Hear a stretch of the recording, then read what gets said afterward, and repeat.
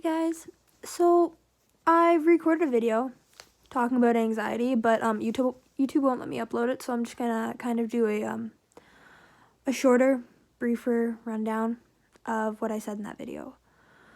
So I talked about in one of my previous videos struggling with mental illness, but I wanted to take today to talk to you guys about my struggle with anxiety. Now, as you can see, I'm not filming this how I filmed my other videos. I am laying in bed because it's been a rough couple weeks and I'm very sad.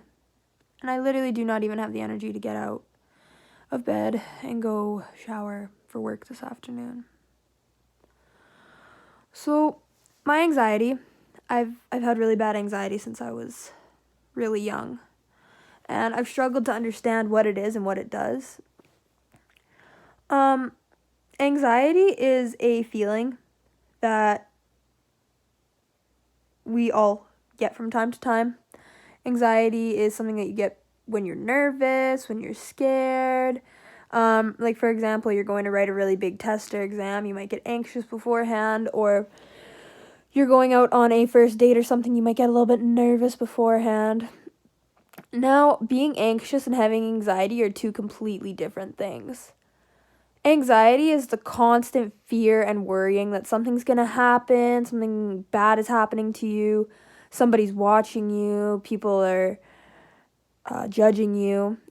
And the thing is, having a mental illness can almost be worse than having a physical one, because not only are you sick body-wise, you're sick brain-wise.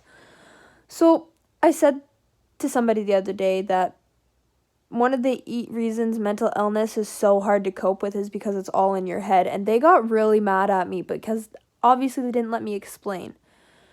When I say it's all in your head, I literally mean it's all in your head. Your brain is sick. Is your brain not in your head? If it's not, you need to go consult a doctor. But when I was trying to talk to them, they were like, mental illness isn't all in your head. Like, it causes so much other stuff. Like, why do I throw up when I have anxiety? Why do I get panic attacks when I have anxiety if it's all in my head? Because your brain controls all of this. Everything about you is controlled by this. And if this is sick, obviously all of this is also going to be sick.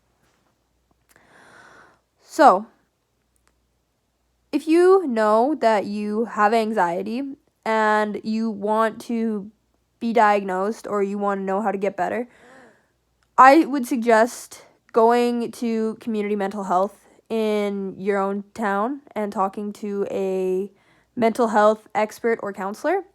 They'll be able to refer you to a psychologist to either diagnose you or refer you to a therapist so you can talk to somebody.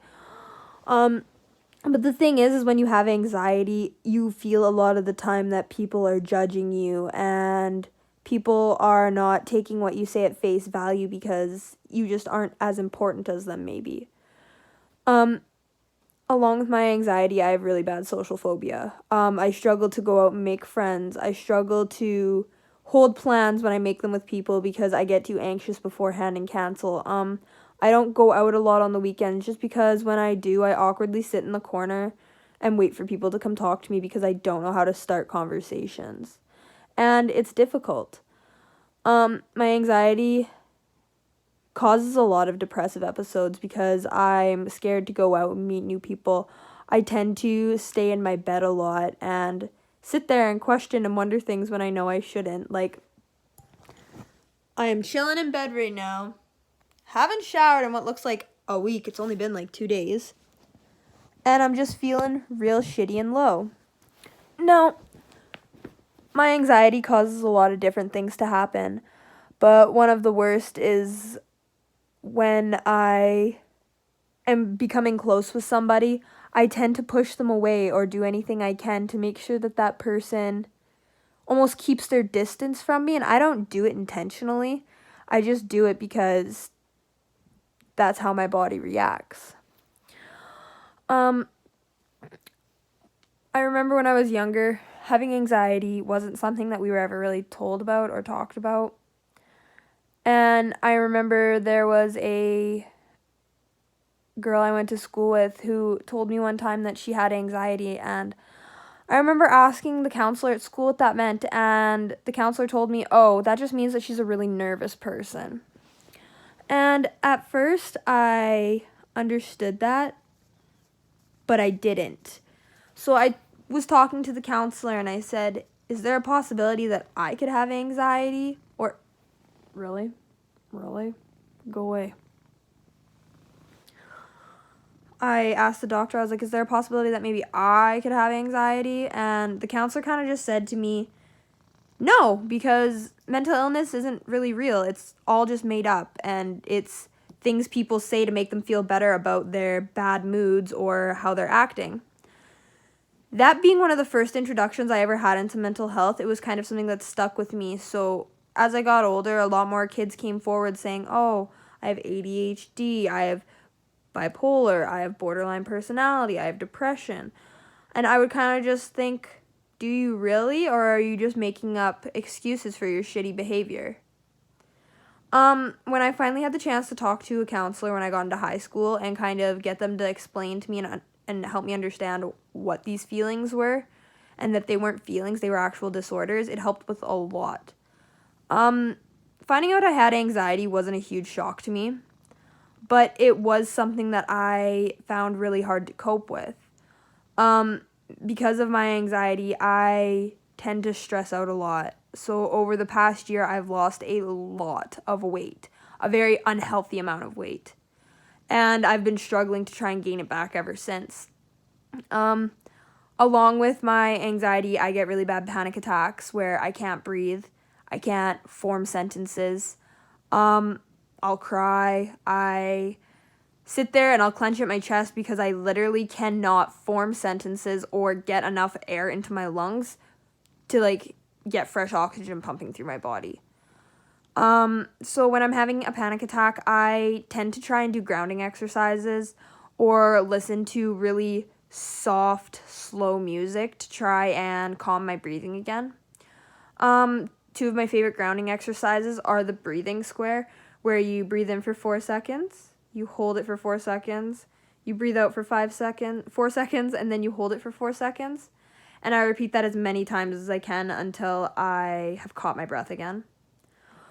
Or another one I do if I'm having a really bad panic attack and I can't calm myself down. I do a grounding exercise called the 5 senses, where you list 5 things you can see, 4 things you can hear, 3 things you can smell, 2 things you can touch, and 1 thing you can taste in the surrounding area around you, and you say it all out loud. Now that might seem kind of silly, but using all your 5 senses and connecting it to the surrounding area around you actually helps bring your anxiety level down, because instead of focusing on what's panicking you, you're focusing on your surrounding area. Sometimes those exercises work really well, and my anxiety, my panic attack will disappear within minutes. But those anxiety and panic attacks where I literally cannot breathe, I cannot do anything, I could try those exercises as many times as I want and they won't work. Those panic attacks are really the ones that get to me because I can't actually do anything about them. You just kind of have to wait them out, and they kind of last anywhere from a couple minutes to a few hours, which is really, really shitty. I know a lot of people, when they have anxiety, get really bad migraines, get really bad back and joint pain, and they also get really bad chronic stomach pains. For a few years, I was in and out of hospital getting diagnosed with different things such as ulcers and stomach disease and issues with my stomach lining. I had multiple tests ran on me, invasive tests, kind of uncomfortable tests. I had a scope down my throat once. I decided to stay awake for it. That was a mistake. That gave me anxiety. But after spending a little bit of time at a hospital due to my mental health breakdown, I was told that all of my issues with my stomach were actually stemming from stress, because there was no physical signs and symptoms, and the only time I ever had stomach issues is when my depression or my anxiety would flare up. So knowing that made it a lot easier to cope with how my body was handling my anxiety and stress. I've developed really bad eating habits due to my anxiety. I don't eat full meals. I don't usually eat breakfast. I don't usually eat a lot of snacks throughout the day, and it's not because I'm not hungry. It's not because I don't want to eat. It's because when I do eat, I throw up. I'm getting sick. I can't process the food properly. And it's really unfortunate because, like I said at the beginning of the video, it's all mental illness is in your head. And it doesn't mean it's fake, because it's not, but it is in your head, and you are the one that gets to control how you cope with it and how you deal with it. And I go out of my way to try to make myself better, but my brain doesn't let it happen, which is really unfortunate.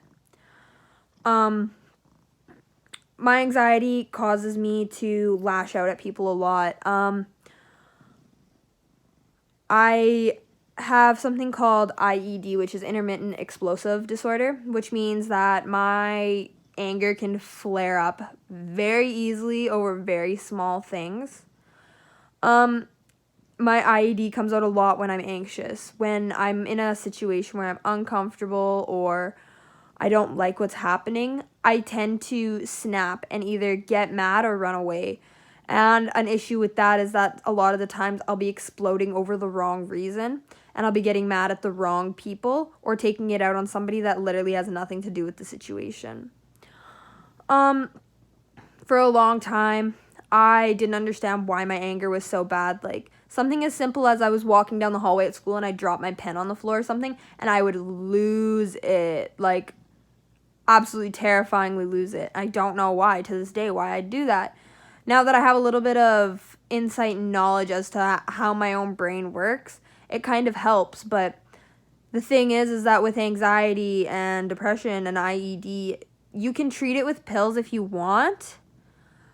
I'm not a fan of taking antidepressants and tranquilizers and all those things just because they don't help me. So I've had to find other ways to cope personally with it, or reach out and find counselors that can help me cope with it, or going to psychotherapy, which is a lot like regular therapy, but you focus a lot on techniques to calm and trick your brain into thinking different ways. I find a lot of things that are helpful with my anxiety are things such as self-help books. I watch a lot of other YouTubers post videos talking about how they deal with things, and I've picked up different techniques. Like, a girl I watched on YouTube was telling about this trick she does when she's having an anxiety attack, where she takes a hot beverage and a really cold beverage and she drinks them back to back, so her body is sensing the temperature change internally, and so your body's trying to cope with the temperature change. So instead of focusing on what's making you panic at that moment, your body's focusing on the temperature change, and it almost grounds all your senses. That technique has worked for me a couple times, but I've also tried it and it's actually made things worse. So I guess I'll tell you guys to use that as your own discretion. Another one is writing, or spiraling, as some people call it, where you take a piece of paper and you put your pen in the middle and you just draw a tight and small spiral all the way out to the outside of the pages, and by the time you hit the edges of the pages, most of the time you've calmed down, if all you're doing is focusing on the line you're drawing. I know a lot of people journal, which is a really good thing if you want to track your moods and track your behavior.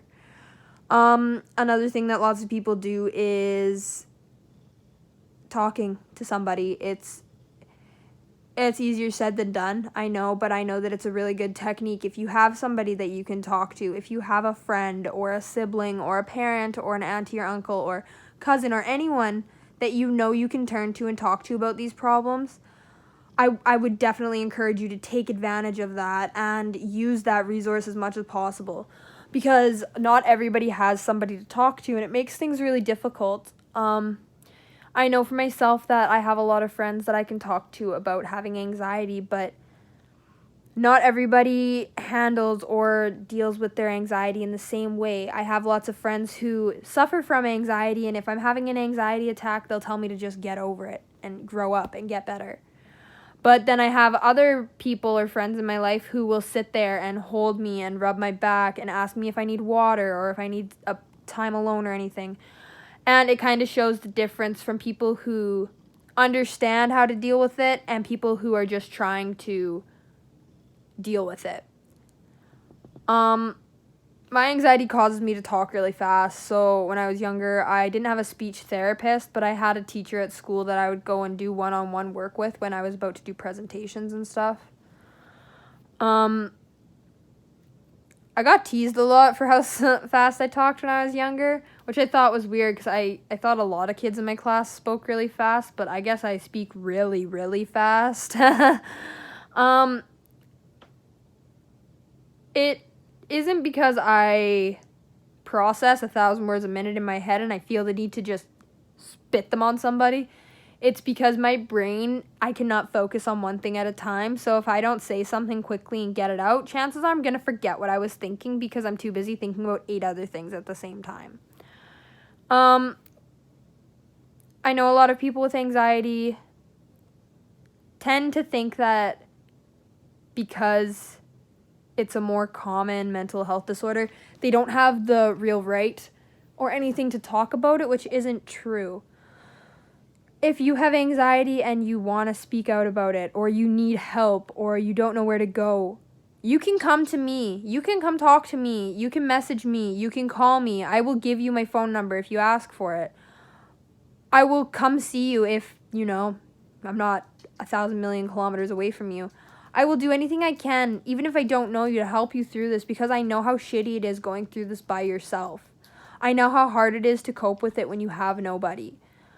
I know that my anxiety has caused me to miss out on a lot of, I guess I'd say, more exciting opportunities in my life because I've been scared of what people are going to think about me or what people are going to say to me. And the thing is that your anxiety may be making you think those things, but it's not true. People aren't staring at you and hating you. People aren't talking about you. People aren't going out of their way to make sure that you're having a miserable time when you're out. That's all on you. That's what you're thinking, but it's not true. 9 times out of 10, if you're in a room and you think everybody's staring at you, they're probably not. You're probably just panicking. If you think you can't go out because everybody's going to be talking about you, 1, they either need to all grow the fuck up, or 2, you're probably just panicking. I know that it's easier said than done, saying go get help. Just try to calm yourself down, try to ground yourself, because I know that's not always a possibility.